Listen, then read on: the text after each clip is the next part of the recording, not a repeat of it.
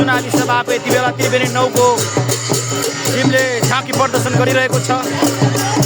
यही फाल्गुन 21 गते हुन गइरहेको प्रतिनिधि सभाका प्रत्यक्षतर्फका उम्मेद्वार गोपाल शर्मालाई भव्य र सभ्य तरिकाले रुकुम जिल्लाबाट तारा चुनाव चिन्हमा भोट हालेर मतदान गरी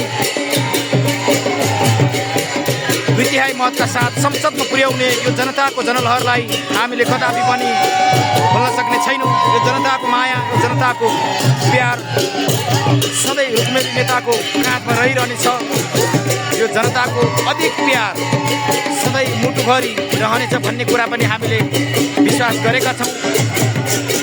यो प्यार, यो स्नेह सधैँभरि गोपाल शर्मा अनलको काँधमा रहनेछ र उहाँले आगामी रुकुमको विकासको एजेन्डालाई बोकेर अगाडि जानुहुनेछ, अगाडि बढाउनुहुनेछ भन्ने हामीले विश्वास लिएका छौँ। आदरणीय नेत्री कर्णाली प्रदेश नेपाल कम्युनिस्ट पार्टीको संयोजक विमला दिदी लगायत सम्पूर्ण टिम यति बेला हर्षोल्लासमय तरिकाले यो चुनावी सभा गैरीखेतमा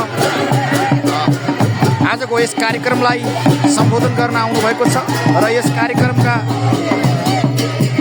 सबै आम जनतालाई हृदयदेखि नै धन्यवाद प्रकट गर्न चाहन्छौँ।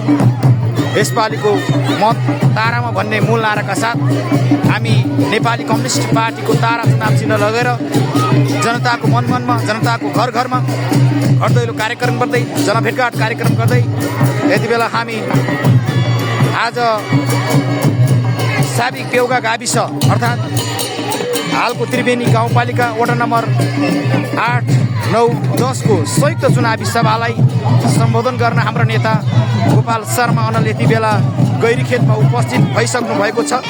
उहाँलाई हामी हार्दिक स्वागत गर्दछौँ।